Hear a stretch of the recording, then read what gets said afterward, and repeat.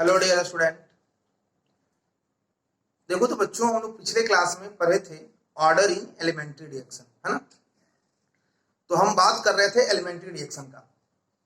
तो मैंने बताया था कि एलिमेंट्री रिएक्शन क्या होता है। तो बताया था कि एलिमेंट्री रिएक्शन वो रिएक्शन होता है जो लॉ ऑफ मास एक्शन को फॉलो करता है। ठीक है बच्चों। बताया था कि वैसा रिएक्शन, मैंने इसको डिफाइन करा था कि वैसा केमिकल रिएक्शन जिसमें सभी reactant molecules at a time collide करता हो, है ना। आप लोग को याद होगा कि chemical reaction in which all the reactant molecules collides at a same time is called elementary reaction। ठीक है। मैंने बताया था कि जो elementary reaction होते हैं वो लॉ ऑफ मास एक्शन को फॉलो करते हैं। और मैंने ये भी बताया था कि जो elementary reaction होते हैं वो सिंगल स्टेप रिएक्शन होते हैं। elementary reaction होते हैं जो क्या होते हैं, वो सिंगल स्टेप रिएक्शन होते हैं। मतलब वैसा रिएक्शन जो एक स्टेप में होता है उसे हम लोग elementary reaction कहते हैं। ठीक है बच्चों। अब हम बात करते हैं ऑर्डर इन कॉम्प्लेक्स रिएक्शन। ठीक है। आज हम लोग शुरू करने जा रहे हैं ऑर्डर इन कॉम्प्लेक्स रिएक्शन, है ना। देखिए एलिमेंट्री रिएक्शन क्या था, जो वैसा रिएक्शन जो एक स्टेप में होता हो उसे हम लोग एलिमेंट्री रिएक्शन कहते हैं। ये नाम से ही पता चल रहा है कि कॉम्प्लेक्स है। तो what do mean by this? तो कॉम्प्लेक्स का मतलब हुआ कि ये जो रिएक्शन है वो एक स्टेप में नहीं होगा। तो अगर एक स्टेप में नहीं होगा तो क्या होगा, तो ये ढेर सारे स्टेप में होगा। तो कॉम्प्लेक्स रिएक्शन का मतलब हुआ कि वैसा केमिकल रिएक्शन जो एक स्टेप में ना होकर ढेर सारे स्टेप में हो रहा है। तो वैसा केमिकल रिएक्शन जो एक स्टेप में ना होकर ढेर सारे स्टेप में हो रहा है उसे हम लोग कॉम्प्लेक्स रिएक्शन कहते हैं। ठीक है। देखिए दुनिया का कोई भी, मैं बताया था कि दुनिया का जनरली रिएक्शन कॉम्प्लेक्स होता है, एलिमेंट्री नहीं होता है। कोई भी आदमी एक दिन में कुछ नहीं कर पाता है ना। तो आज हम लोग बात करते हैं। तो कॉम्प्लेक्स रिएक्शन का मतलब हुआ कि वैसा रिएक्शन जो ढेर सारे स्टेप में होते हैं उसे हम लोग कॉम्प्लेक्स रिएक्शन कहते हैं। ठीक है। तो अगर मैं बात करूं कि ऑर्डर इन कॉम्प्लेक्स रिएक्शन, तो पहले मैं इसको डिफाइन करता हूं कि कॉम्प्लेक्स रिएक्शन का मतलब क्या होगा। तो कॉम्प्लेक्स रिएक्शन का मतलब हुआ कि वैसा रिएक्शन जो ढेर सारे स्टेप में होते हो, है ना। तो हम लोग लिखेंगे केमिकल रिएक्शन इन विच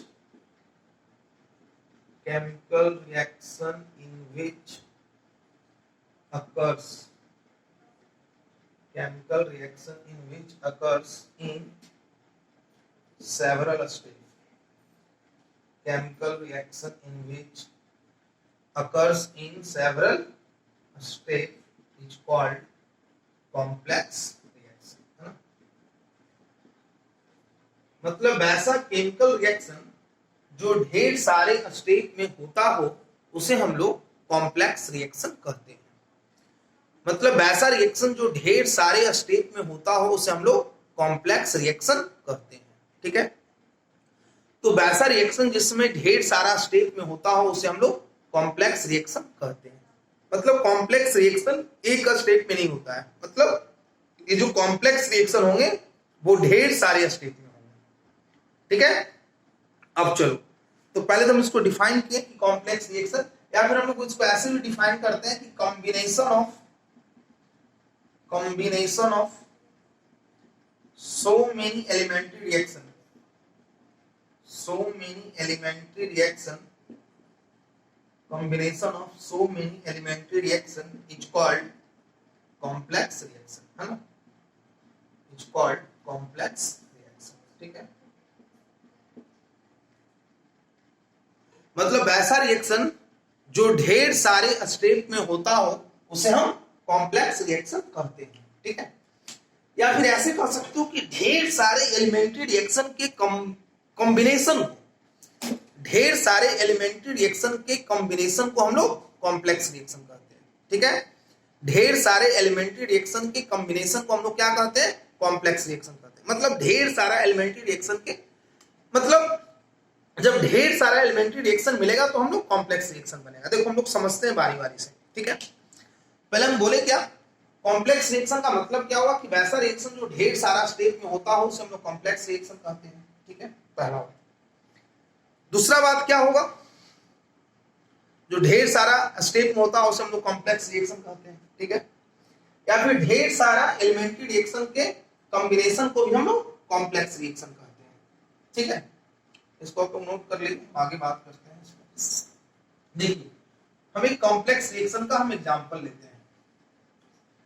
तो अगर हम कॉम्प्लेक्स रिएक्शन का अगर हम एग्जांपल लें, जैसे अगर मैं लिखूं कि x plus Y plus 2zn, है ना, x plus Y plus 2zn, है ना, तो मान लेते हैं ये कोई कॉम्प्लेक्स रिएक्शन है। ठीक है, ये कोई कॉम्प्लेक्स रिएक्शन मान लेते हैं, ये कोई कॉम्प्लेक्स रिएक्शन है ना जी। तो ये कोई कॉम्प्लेक्स रिएक्शन है, तो मान लेते हैं कि x plus Y plus 2z ये n ये कोई कॉम्प्लेक्स है। तो देखो, ये देखने में क्या लग रहा है कि x के मॉलिक्यूल्स, y के मॉलिक्यूल्स और z के मॉलिक्यूल्स आपस में कोलाइड किए और n बनाए। देखने में क्या लग रहा है कि ये जो रिएक्शन है एक ही बार में हो रहा है कि x के मॉलिक्यूल्स रहे होंगे, y के मॉलिक्यूल्स रहे होंगे, z के मॉलिक्यूल्स रहे होंगे और वो n बना रहे हैं। लेकिन एक्चुअली में ऐसा है नहीं। जैसे आप लोग देखते होंगे, आप लोग किसी को कहते होंगे देखो भाई ये आदमी पहले साइकिल से घुरता था, अब एक मर्सिडीज से घुरता है, तो आपको क्या लग रहा है? आपको दो ही चीज दिख रहा है, एक इनिशियल जब वो आदमी साइकिल पे था और जब वो मर्सिडीज पे गया। तो आपको क्या क्या बताइए, तो क्या वो रिएक्शन एक स्टेप में हुआ है? नहीं, उस साइकिल से मर्सिडीज तक पहुंचने में उसके ढेर सारे रिएक्शन हुए होंगे। लेकिन लोगों को तो दो ही चीज दिखता है। उसको तो लग रहा है कि अरे यार ये तो रातों रात ये हो गया, लेकिन आज तक किसी के साथ रातों रात चमत्कार हुआ नहीं है। तो आपको देखने में क्या लग रहा है कि x के मॉलिक्यूल्स, y के मॉलिक्यूल्स और z के मॉलिक्यूल्स आपस में रिएक्ट किए और n बनाए।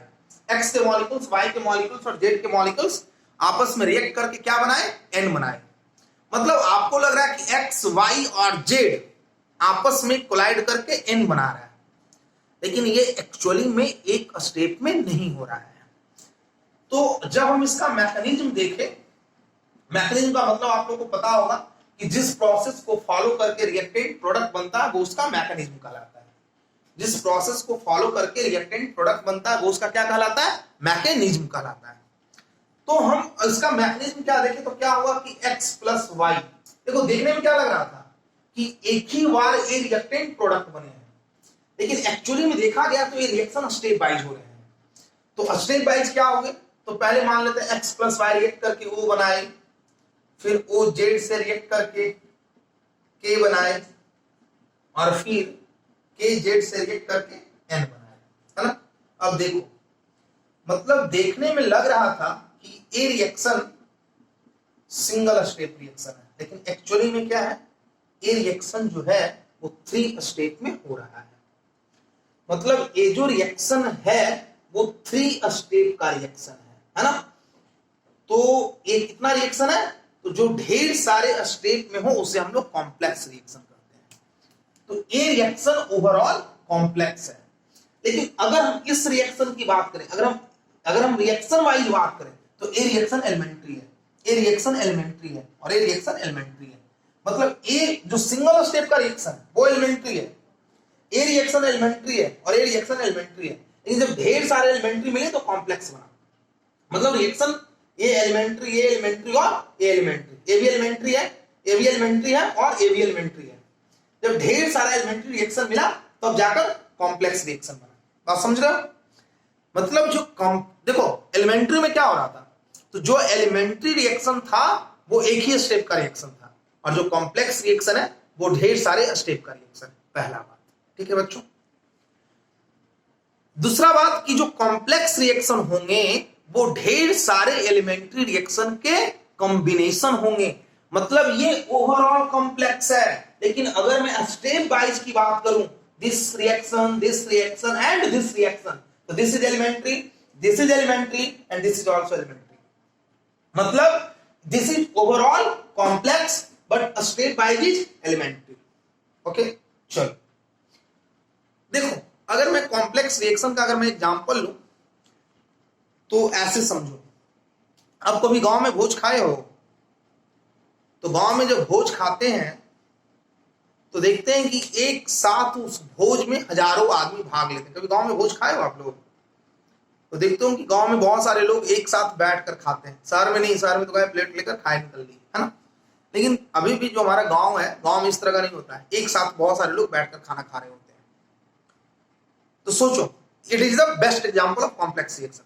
तो एक साथ अगर ढेर लोग अगर बैठ के खाना खा रहे हैं, तो जब ढेर लोग बैठकर खाना खा रहे हैं तो हर एक आदमी का खाने का रेट क्या होगा, सेम होगा कि अलग अलग होगा। कोई आदमी उसी 20 मिनट के भोज में 150-200 रसगुल्ले निपटा बैठता है, और कोई आदमी 2-4-5 में काम चला लेता है। मतलब ये पूरे जो रिएक्शन है, ये इस रिएक्शन, अलग अलग रिएक्शन के रेट अलग अलग होंगे। ऐसा हो सकता है कोई रिएक्शन बहुत फास्ट हो, कोई रिएक्शन फास्ट हो, और कोई रिएक्शन बहुत ही स्लो हो, है ना। कोई रिएक्शन फास्ट हो, कोई रिएक्शन वेरी फास्ट हो, कोई रिएक्शन स्लो हो। पहला बात देखो, समझना बात को। पहला बात कि जो कॉम्प्लेक्स रिएक्शन होंगे वो ढेर सारे स्टेप में होंगे। दूसरा बात कि उस सभी रिएक्शन के रेट क्या होंगे, डिफरेंट डिफरेंट होंगे। कोई रिएक्शन फास्ट हो सकता है, कोई रिएक्शन स्लो हो सकता है, कोई रिएक्शन वेरी फास्ट हो सकता है। 2 पॉइंट कि कॉम्प्लेक्स रिएक्शन, वैसा केमिकल रिएक्शन जो ढेर सारे स्टेप में होता हो, this is called complex reaction. Second is each and every step having different rate of reaction। मतलब अलग अलग स्टेप के जो आपके जो रेट ऑफ रिएक्शन होंगे वो क्या होंगे, डिफरेंट डिफरेंट होंगे बच्चों, ठीक है। चलिए, हम इस 2 बात को समझ लिए, अब हम इसको नोट करते हैं। पहले दोनों को लिखते हैं, ठीक है। चलिए, अब हम लोग आगे बढ़ते हैं।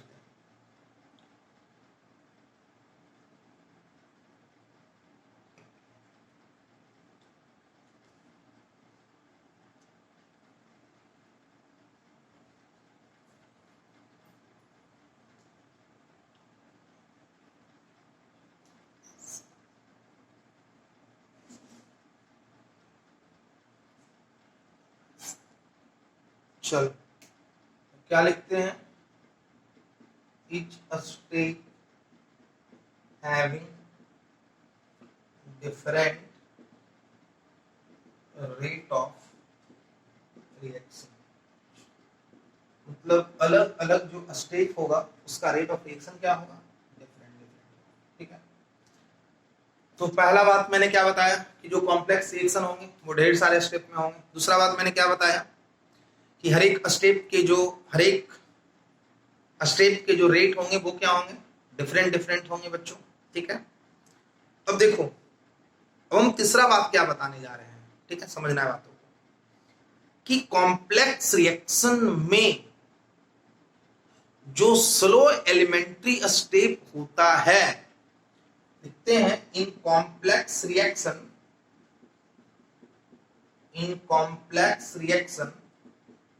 Slow elementary step is called RDS।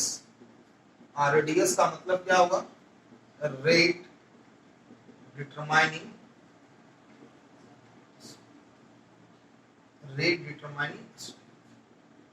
समझिए बात को। बोल रहा है कि जो कॉम्प्लेक्स रिएक्शन में स्लो एलिमेंट्री स्टेप होगा वो हमारा क्या कहलाएगा, आरडीएस कहलाएगा। आरडीएस का मतलब क्या हुआ, रेट डिटरमाइनिंग स्टेप। याद करो उस सीन को। आप लोग गांव में भोजन कभी किए हैं, भोज में बैठकर कमेंट में बताना कि किए हो या नहीं किए हो, है ना। और देखो यार, तो मैंने बताया कि जो कॉम्प्लेक्स रिएक्शन है, तो उस कॉम्प्लेक्स रिएक्शन में जो स्लो एलिमेंट्री स्टेप है, तो स्लो एलिमेंट्री स्टेप क्या है, आरडीएस है। तो आरडीएस बोले तो क्या है, रेट डिटरमाइनिंग स्टेप है। तो देखते होंगे कि उस गांव के उस भोज में ढेर सारा आदमी एक साथ खा रहा होता है और सभी लोगों का खाने का रेट डिफरेंट डिफरेंट होता है।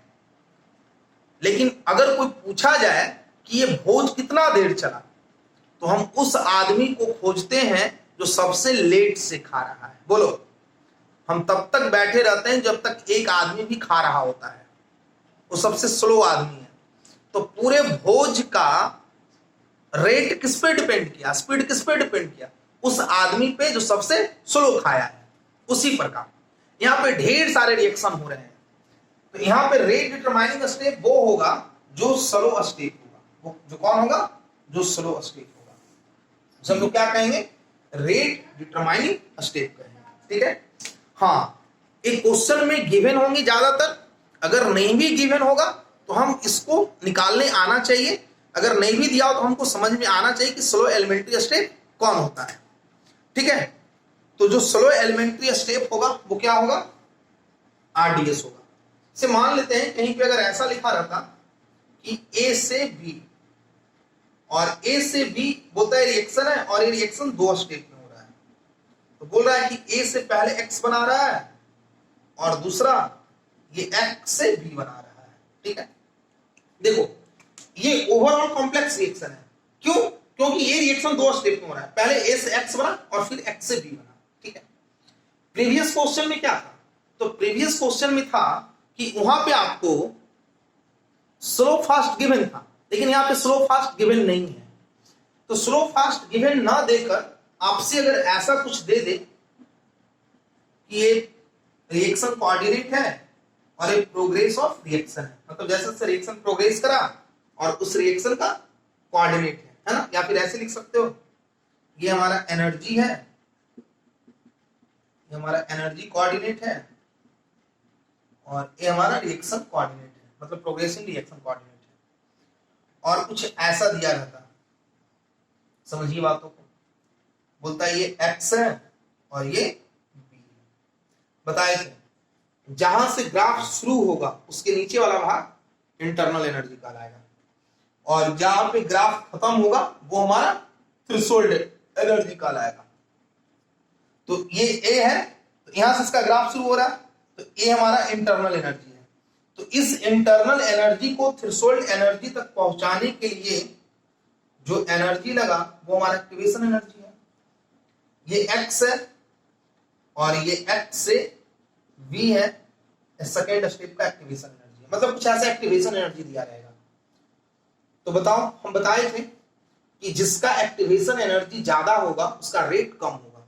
जैसे बताया थे कि अगर मान लेते हैं तो यहाँ पे एक बच्चा को चढ़ना है, तो इस पे जल्दी चढ़ जाएगा और इस पे लेट से चढ़ेगा। क्यों? क्योंकि यहाँ पे रिक्वायर्ड एनर्जी ज्यादा और यहाँ पे रिक्वायर्ड एनर्जी कम है। तो इसका रिक्वायर्ड एनर्जी ज्यादा है तो उसका रेट कम होगा, मतलब सेकेंड स्टेप जो है स्लो होगा फर्स्ट स्टेप से। ठीक है।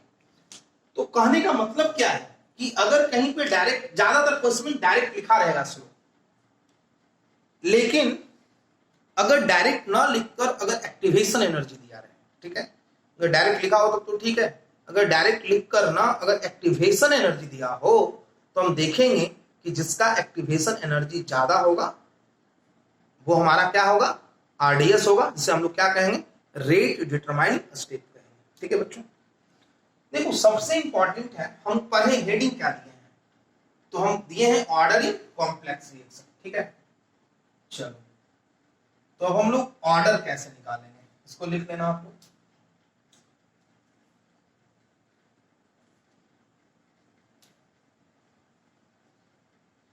मान लेते हैं हम लोग कॉम्प्लेक्स रिएक्शन देखें और हम लोग ऑर्डर देखते हैं।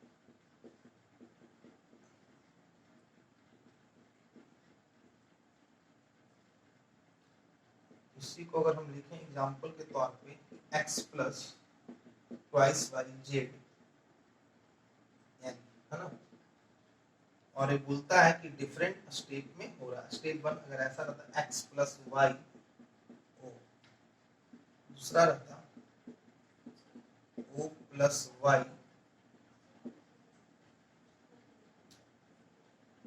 के, और तीसरा रहता a प्लस जेड है ना। तो ये रहता फास्ट, ये रहता स्लो और ये रहता वेरी फास्ट। ठीक है, बातों को समझना है। ठीक है। तो आपसे बोलता ऑर्डर बताओ। देखो पहला बात, ये रिएक्शन तो कॉम्प्लेक्स है। कैसे? तो पहला बात इसलिए कॉम्प्लेक्स है कि ये रिएक्शन एक स्टेप में नहीं हो रहा है। ये रिएक्शन कितने स्टेप में हो रहा है? 3 स्टेप में हो रहा है ना।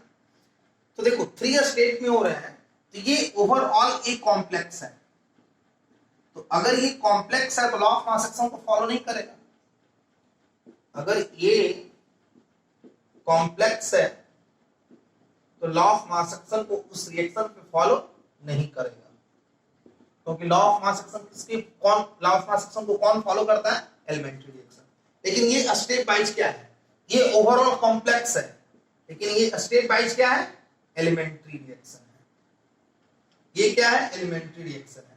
ये तीनों रिएक्शन एलिमेंट्री है, और जब ये तीनों एलिमेंट्री रिएक्शन मिला तब जाकर क्या बना? कॉम्प्लेक्स रिएक्शन बना। ठीक है, चलो। तो पहला नंबर तो कॉम्प्लेक्स है, तो मुझे चाहिए ऑर्डर।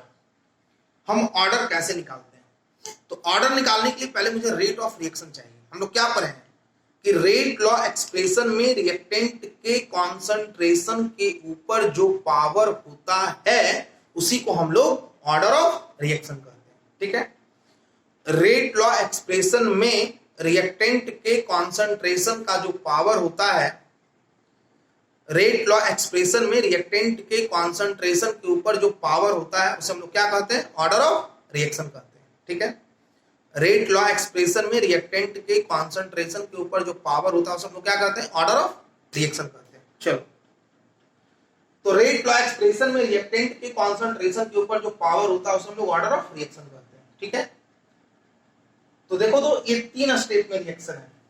हम लोग कैसे इसका ऑर्डर निकालते हैं? ठीक, तो सबसे पहला काम जो स्लो एलिमेंट्री रिएक्शन होता है, ठीक है, तो हम लोग क्या बोले कि slow elementary reaction is called RDS.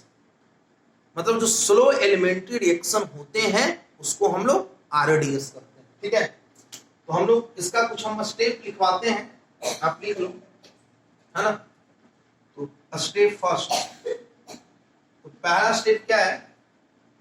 तो जो स्लो एलिमेंट्री रिएक्शन है वही आरडीएस है। तो पहला स्टेप है कि राइट द रेट लॉ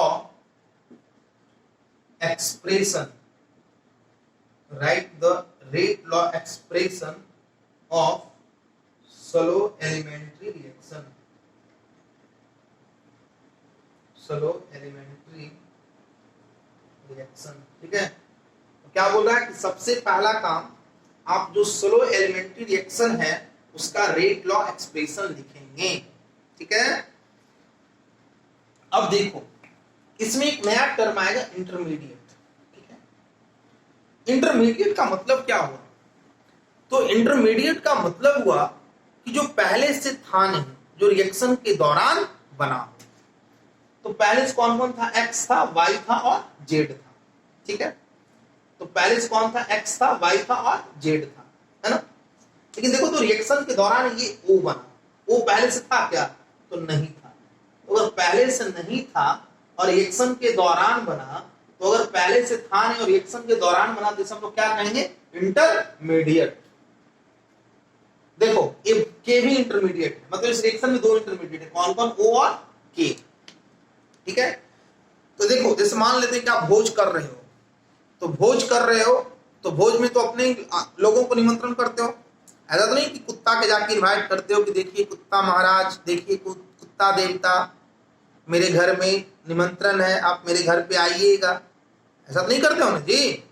अब भोज चल रहा है, उधर से दो आ जाएं, तो देखो पहले से था नहीं, वो रिएक्शन के दौरान टपका है, दिस इज इंटरमीडिएट। उसको क्या करोगे?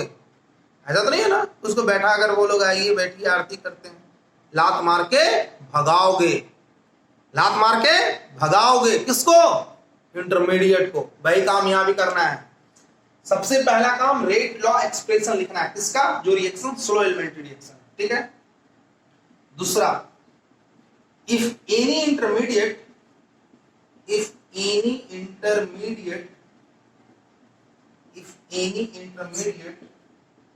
present in rate law expression, if any intermediate present in rate law expression, then that intermediate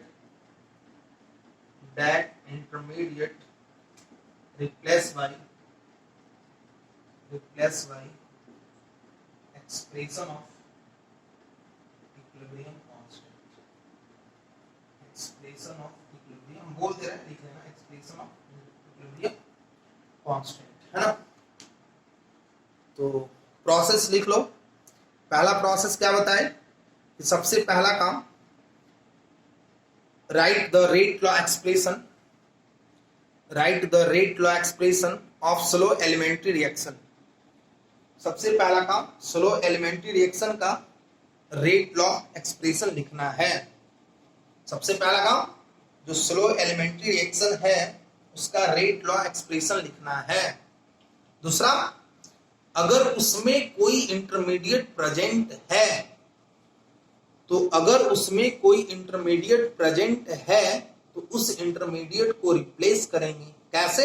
expression of equilibrium constant से, एक्सप्रेशन ऑफ इक्विलिब्रियम कांस्टेंट से, है ना। चलो इसको लिखो तो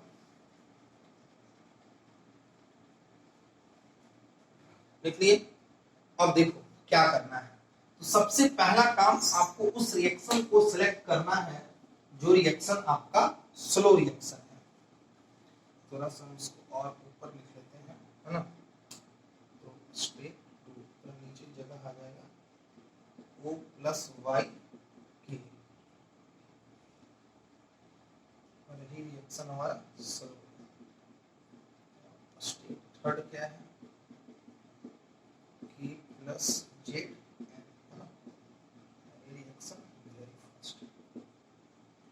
तो सबसे पहला काम आप स्लो रिएक्शन को पकड़ोगे। तो हमारा देखो ये ओवरऑल कॉम्प्लेक्स है लेकिन स्टेप बाय रिएक्शन एलिमेंट्री है, और अगर ये रिएक्शन एलिमेंट्री है तो लॉ ऑफ मास एक्शन को फॉलो कर रहा होगा।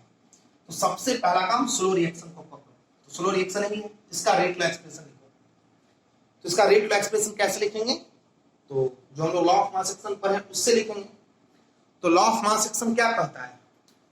तो लॉ ऑफ मास एक्शन कहता है कि रिएक्शन का रेट रिएक्टेंट के कॉन्सेंट्रेशन के डायरेक्टली प्रोपोर्शनल, उसके ऊपर वही पावर जो बैलेंस इक्वेशन का कोएफिशिएंट, है ना।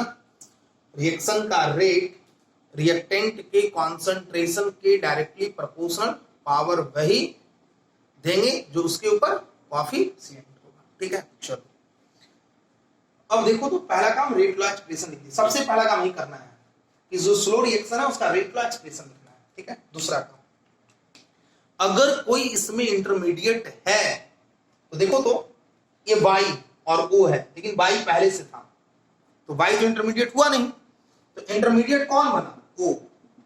तो बोलता है कि अगर कोई इसमें इंटरमीडिएट है तो उस इंटरमीडिएट को रिप्लेस करना है। कैसे? तो एक्सप्रेशन ऑफ इक्विलिब्रियम कांस्टेंट। अब देखो थोड़ा दिमाग लगाना है, तो यहाँ पे इक्विलिब्रियम का साइन दिया हुआ है, तो क्या इक्विलिब्रियम कांस्टेंट का एक्सप्रेशन लिखने आता है? बिल्कुल। तो RHS ऊपर में और LHS नीचे, तो RHS ऊपर में और LHS नीचे, है ना। तो RHS एक्सप्रेशन तो लिखने आता है। तो इस इंटरमीडिएट कौन है? O। यहां से O का वैल्यू निकाल लेते हैं। O का वैल्यू क्या हो गया? KC into X into Y, और इस O के वैल्यू को हम यहाँ पे पुट कर लेते हैं, है ना। तो put the value of O in equation 1। तो इक्वेशन 1 में पुट करोगे तो क्या हो जाएगा? K into KC into X into Y into Y। तो A भी कांस्टेंट, A रेट कांस्टेंट और A इक्विलिब्रियम कांस्टेंट। तो constant into constant another constant. ये बचा x और ये बचा y का स्क्वायर, है ना। अब देखो तो इसमें कोई इंटरमीडिएट है, यहाँ कोई इंटरमीडिएट है, यहाँ पे कोई भी इंटरमीडिएट नहीं है ना। यहाँ पे कोई इंटरमीडिएट है तो नहीं है। तो अगर यहाँ पे कोई इंटरमीडिएट नहीं है तो उसको रिप्लेस तब तक रिप्लेस करते रहना जब तक उसमें इंटरमीडिएट मिलता रहे। यहाँ तो कोई इंटरमीडिएट है नहीं, तो ये हमारा रेट लॉ एक्सप्रेशन हो गया। अब ऑर्डर, तो पावर का सम कितना हो गया? 2 + 1 3, है ना। तो देखो सबसे पहला काम आपको क्या करना है? तो स्लो रिएक्शन को पकड़ना है। स्लो रिएक्शन पकड़ने के बाद उसका रेट लॉ एक्सप्रेशन लिखना है। रेट लॉ एक्सप्रेशन लिखने के बाद अगर कोई उसमें इंटरमीडिएट है तो उस इंटरमीडिएट को रिप्लेस करना है। कैसे रिप्लेस करना है? तो एक्सप्रेशन ऑफ इक्विलिब्रियम कांस्टेंट से रिप्लेस करना है। इक्विलिब्रियम कांस्टेंट से रिप्लेस करने के बाद फिर क्या करना है? तो इक्विलिब्रियम कांस्टेंट से रिप्लेस करने के बाद जो वैल्यू आएगा उस इंटरमीडिएट का वहां पे पुट कर लेना है। तो आपका क्या आ जाएगा? Rate of reaction. जब रेट ऑफ रिएक्शन आ जाएगा तो फिर क्या आ जाएगा आपका इक्विलिब्रियम, फिर क्या आ जाएगा आपका ऑर्डर ऑफ रिएक्शन। देखो तो कुछ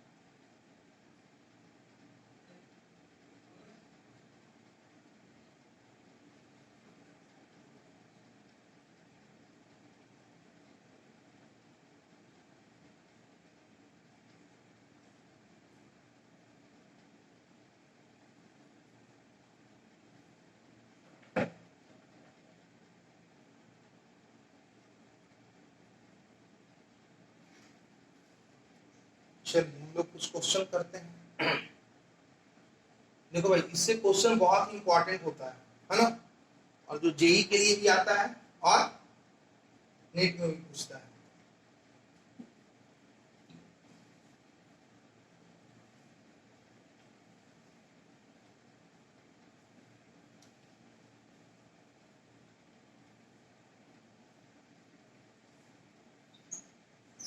आप लोगों का पास तो पीडीएफ होगा ही, है ना?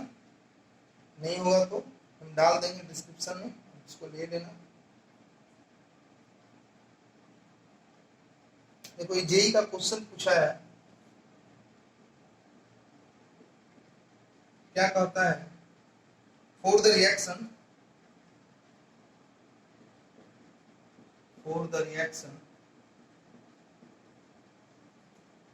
NO plus Br2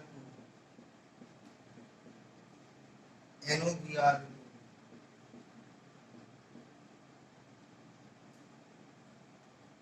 NOBr2 plus NO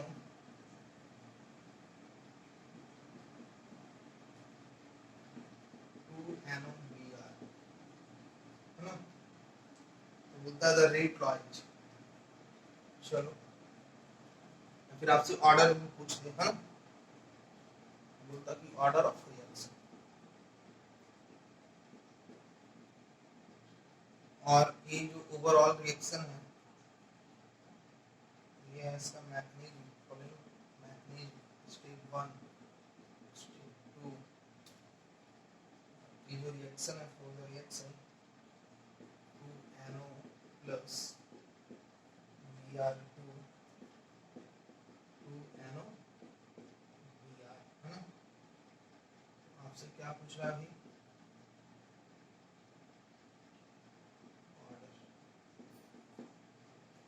चलो देखो तो आपसे ऑर्डर पूछा जा रहा है, ठीक है? तो ये रिएक्शन दे रखा है और रिएक्शन 2 स्टेप को फॉलो कर रहा है, ठीक है? तो आप ऑर्डर कैसे निकालोगे? हम बताएं कि सबसे पहला काम हम स्लो रिएक्शन को पकड़ेंगे, ठीक है? तो जो सबसे पहला काम आप क्या करोगे, जो हमारा स्लो एलिमेंट्री रिएक्शन है उसको हम लोग पकड़ेंगे, ठीक है? क्यों? क्योंकि जो हमारा स्लो एलिमेंट्री रिएक्शन है वो कौन है? आरडीएस है। तो स्लो रिएक्शन ही है, यही स्लो रिएक्शन है, ठीक है? और इस स्लो रिएक्शन का रेट लॉ एक्सप्रेशन लिखेंगे। इस स्लो रिएक्शन का रेट लॉ एक्सप्रेशन कितना लिखेंगे?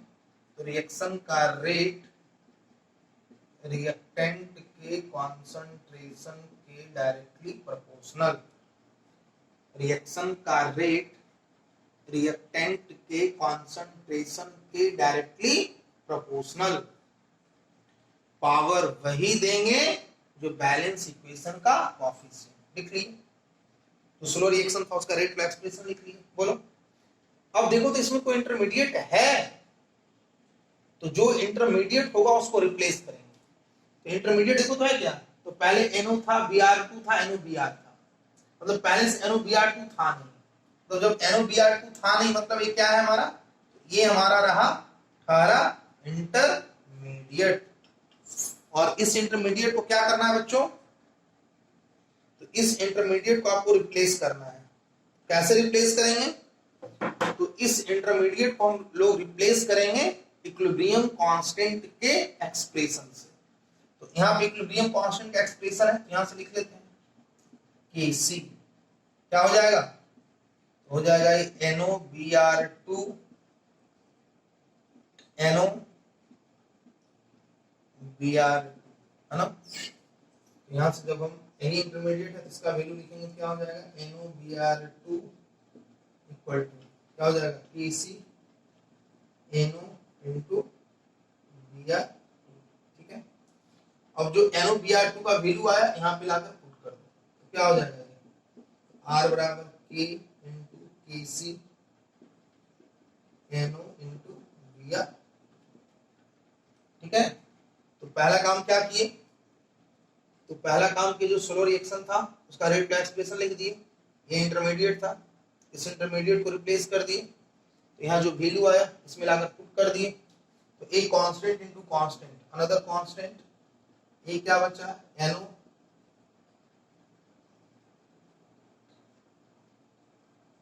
दो NO हो जाएगा, तो इसका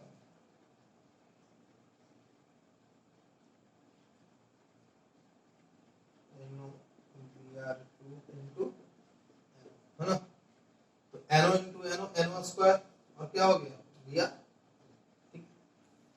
तो देखो तो यहां से जो NOBr2 का वैल्यू आया था Kc NO into Br2, यहां लाकर पुट कर दिए Kc NOBr2 के बदले Kc NO Br2, तो constant into constant another constant, एक NO और एक NO कितना हो गया NO का स्क्वायर और एक क्या हो गया Br2 है ना। तो ऑर्डर कितना हो गया, दो इसका और एक इसका, तो 2 + 1, तो कुछ भी नहीं है। तो सबसे पहला काम आप क्या करोगे, तो स्लो रिएक्शन को पकड़ोगे, स्लो रिएक्शन को पकड़ने के बाद उसका रेट लॉ एक्सप्रेशन लिखोगे, उसका रेट लॉ एक्सप्रेशन लिखने के बाद उसका रेट लॉ एक्सप्रेशन लिखने के बाद देखेंगे कि क्या इसमें कोई इंटरमीडिएट है, अगर उस इंटरमीडिएट है तो उस इंटरमीडिएट को रिप्लेस करेंगे। कैसे रिप्लेस करेंगे, तो इक्विलिब्रियम कांस्टेंट के एक्सप्रेशन से रिप्लेस करेंगे।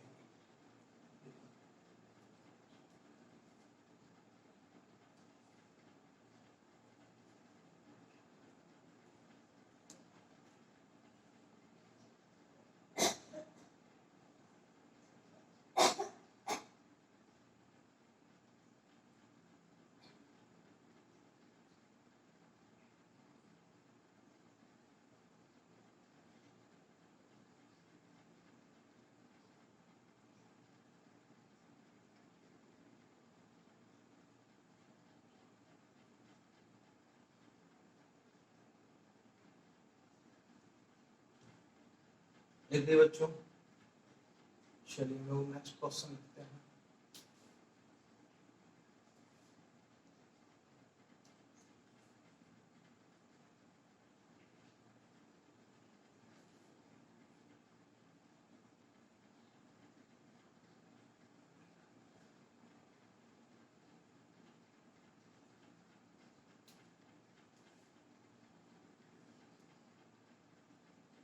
देखिए ये भी क्वेश्चन नीट में पूछा है, इधर पूछा हाल फिलहाल में 2017 में पूछा है। देखिए तो क्वेश्चन क्या कहता है, बोलता है इन हाइपोथेटिकल रिएक्शन, मान लेते हैं कोई रिएक्शन है A2 + B2 2AB है ना, अगर मान लेते हैं कोई रिएक्शन है A2 + B2 2AB है ना, बोलता है कि follow the mechanism as given below, और इसका मैकेनिज्म दे रखा है। This is the step first step first क्या है, तो A2 A प्लस ए, और यहाँ पे लिखा है वो फास्ट रिएक्शन, समझना है फास्ट। स्टेप 2 भी गिवन है, क्या गिवन है, A plus B2 AB plus B, ये क्या दे रखा है, स्लो रिएक्शन। और तीसरा क्या है, स्टेप थर्ड,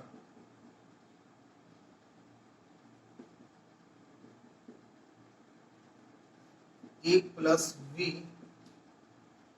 और ये क्या है, AB, ये है फास्ट रिएक्शन। ठीक है, चलो बोलता है गिवन द ऑर्डर ऑफ, तो बोलता है ऑर्डर ऑफ रिएक्शन। ठीक है, तो देखो तो बोलता है कि ये कोई कॉम्प्लेक्स रिएक्शन है। ठीक है, और ये जो कॉम्प्लेक्स रिएक्शन है वो इस 3 स्टेप को फॉलो कर रहा है। कौन कौन सा स्टेप को, तो ये स्टेप 1 है, ये स्टेप 2 है और स्टेप 3 है। ठीक है, मतलब ये ओवरऑल कॉम्प्लेक्स है, लेकिन ये स्टेप वाइज एलिमेंट्री है। तो अगर ये ओवरऑल कॉम्प्लेक्स है तो लॉ ऑफ मास एक्शन को फॉलो नहीं करेगा, लेकिन ये सब लॉ ऑफ मास एक्शन को फॉलो करेगा। ठीक है, तो अगर ये सब लॉ ऑफ मास एक्शन को फॉलो करेगा तो क्या बताएं कि सबसे पहला काम आप स्लो एलिमेंट्री स्टेप को लिख लेंगे। सबसे पहला काम स्लो एलिमेंट्री स्टेप को लिख लेंगे। जो स्लो एलिमेंट्री रिएक्शन होगा उसी को हम लोग आरडीएस करते हैं, मतलब रेट डिटरमाइनिंग स्टेप करते हैं। तो सबसे पहला काम वही हमारा स्लो रिएक्शन है।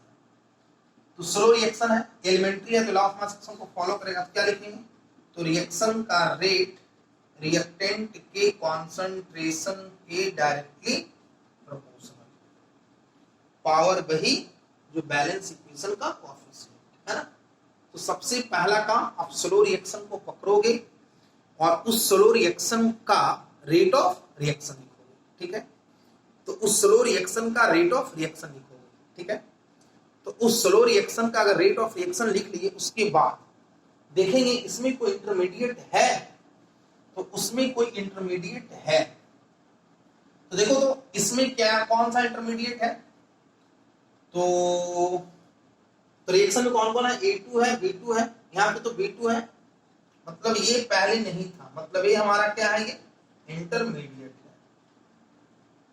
अब इस इंटरमीडिएट को रिप्लेस करोगे, कैसे रिप्लेस करोगे, तो इस इंटरमीडिएट को रिप्लेस करोगे एक्सप्रेशन से। किसके एक्सप्रेशन से, तो इक्विलिब्रियम कांस्टेंट के एक्सप्रेशन से। तो अगर हम यहां से इक्विलिब्रियम कांस्टेंट का एक्सप्रेशन लिखेंगे तो Kc बराबर क्या हो जाएगा, तो जो RHS में है उसको ऊपर, तो A into A upon A2। यहाँ Kc बराबर क्या हो जाएगा बच्चों, A स्क्वायर अपॉन A2। तो यहाँ पे क्या हो जाएगा, तो Kc इंटू A2 बराबर A स्क्वायर।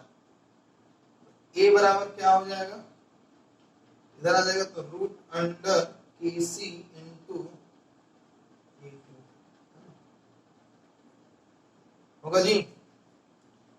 तो इस A का वैल्यू हम यहाँ पे पुट कर देते हैं। ठीक है, तो हम इसको ऐसे लिख सकते हैं, root Kc into root A2, है ना। आप लोग को इतना बार तो मैथमेटिक्स नॉलेज होगा।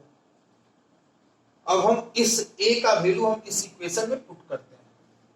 तो इस A का वैल्यू जब इस इक्वेशन में पुट करोगे तो R बराबर K, A का वैल्यू क्या आ गया, root under Kc into root under A2 into constant into constant another constant, है ना। तो इसको क्या लिख सकते हैं, A2 की पावर 1/2 इंटू। तो ऑर्डर कितना हो जाएगा बच्चों, तो 1/2 प्लस 1 कितना हो गया, 3/, है ना। तो हमने सबसे पहला क्या करा, तो सबसे पहला काम हमने स्लो रिएक्शन को पकड़ा। स्लो रिएक्शन को पकड़ने के बाद उसका रेट ऑफ रिएक्शन लिखा। उसका रेट ऑफ रिएक्शन लिखने के बाद देखा कि उसमें कोई इंटरमीडिएट है, और अगर उसमें कोई इंटरमीडिएट है तो हमने उस इंटरमीडिएट को रिप्लेस करा। कैसे रिप्लेस करा? तो इक्विलिब्रियम कांस्टेंट के एक्सप्रेशन से।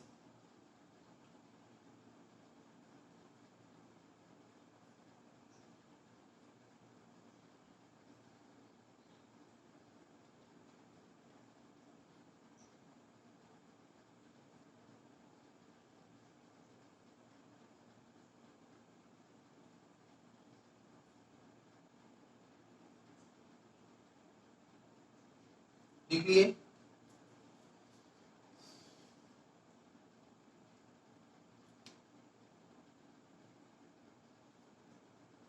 चलिए देखिए एक और हम लोग आज क्वेश्चन करते हैं।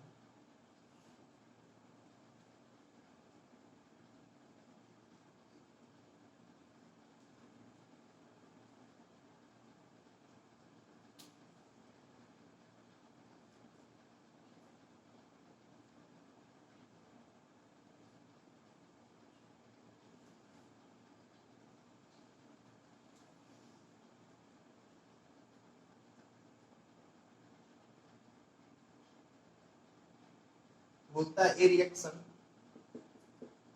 ए प्लस बी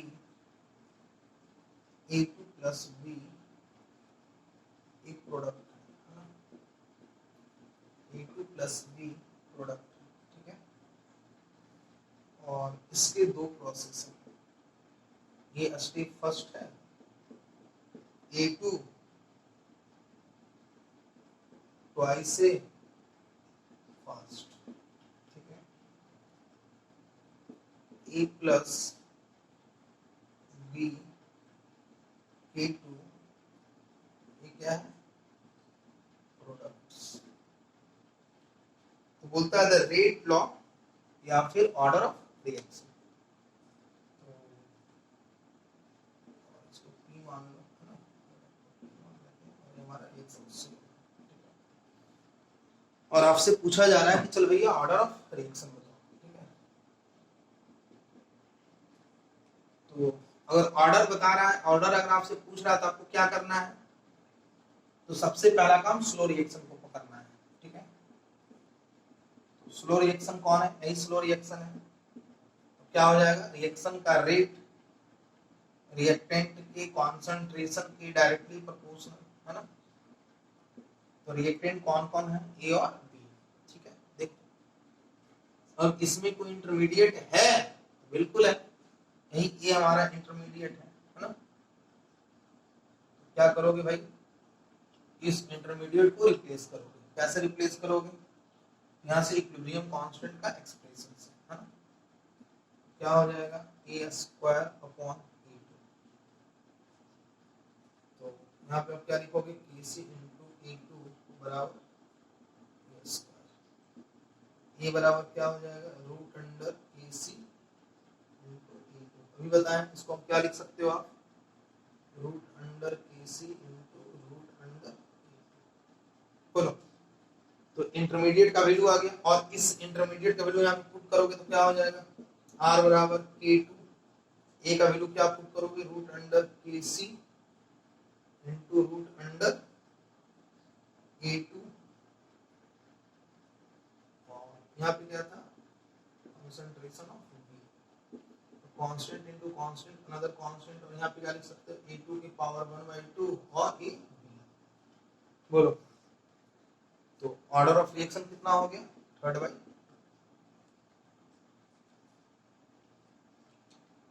सबसे पहला काम आप क्या करोगे? तो सबसे पहला काम आप रेट लॉ एक्सप्रेशन लिखोगे, ठीक है।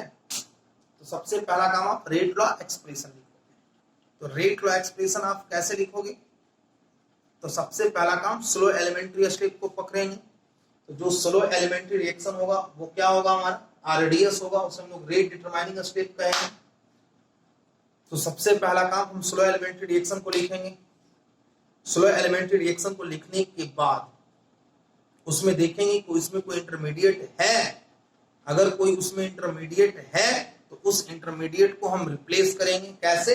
By expression of equilibrium constant, ठीक है, by expression of equilibrium constant.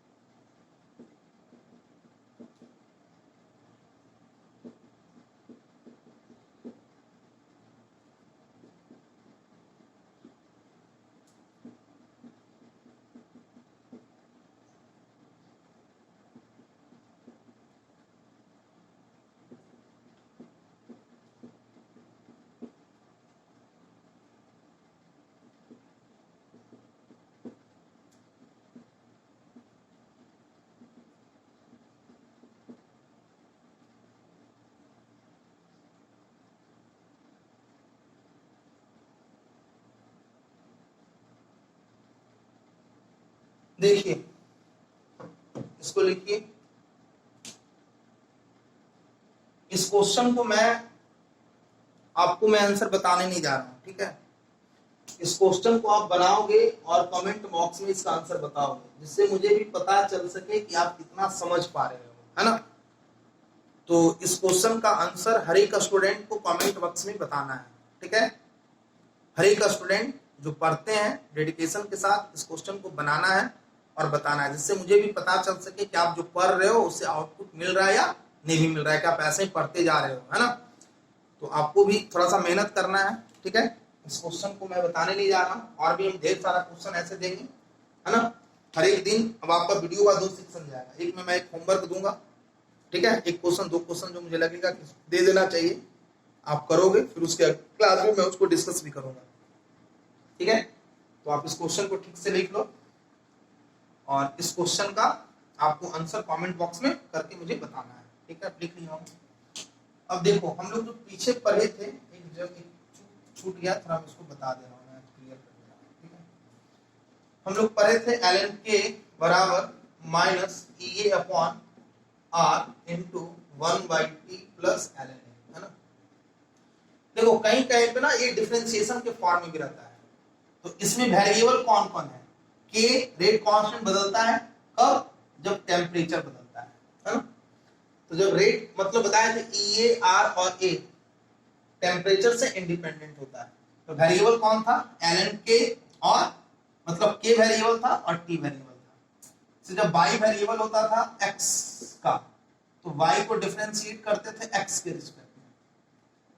तो उसी प्रकार हम इसको k को डिफरेंशिएट कर सकते हैं t के रिस्पेक्ट में। बोलो, तो आप लोग एक कांस्टेंट है, ये तो डिपेंड नहीं कर रहा है, तो ये r को बाहर निकाल लेंगे, तो -1/t को जब डिफरेंशिएट करोगे t के रिस्पेक्ट में, इसका डिफरेंशिएशन आएगा, कैसे आएगा। तो देखो E अपॉन R तो कॉमन है, इसको हम बाहर कर दिए, है ना। तो -1/t का डिफरेंशिएट कर रहे हैं t के रिस्पेक्ट में, इसको हम बता रहे हैं कैसे लिख दिए। तो हम इसको क्या लिख सकते हैं, इसको माइनस कर देते हैं, और t के पावर -1 को डिफरेंशिएट कर सकते हो क्या। तो x के पावर n का डिफरेंशिएशन आप लोगों को पता होगा, n इंटू एक्स के पावर n-1, तो ये माइनस इधर आ जाएगा, तो माइनस माइनस प्लस, और t के पावर -2 होगा ना जी, तो क्या हो जाएगा 1/t²। तो d ln k upon dt बराबर E अपॉन RT। अगर कहीं ऐसा भी लिखा रहे तो ये भी करेक्ट ऑप्शन है, कहीं कहीं पे आपको दे देगा which of the following option is correct, है ना। तो उसी को डिफरेंशिएट कर दिया है, d ln k upon dt बराबर E/RT² लिखा है, ठीक है। तो ये भी हमारा करेक्ट ऑप्शन है, ठीक है बच्चों। तो आपको पढ़ना है ना, और जब हम होमवर्क देंगे तो आप उसको बनाना है। चलिए ठीक है, हम लोग नेक्स्ट क्लास में मिलते हैं फिर से। चलिए धन्यवाद।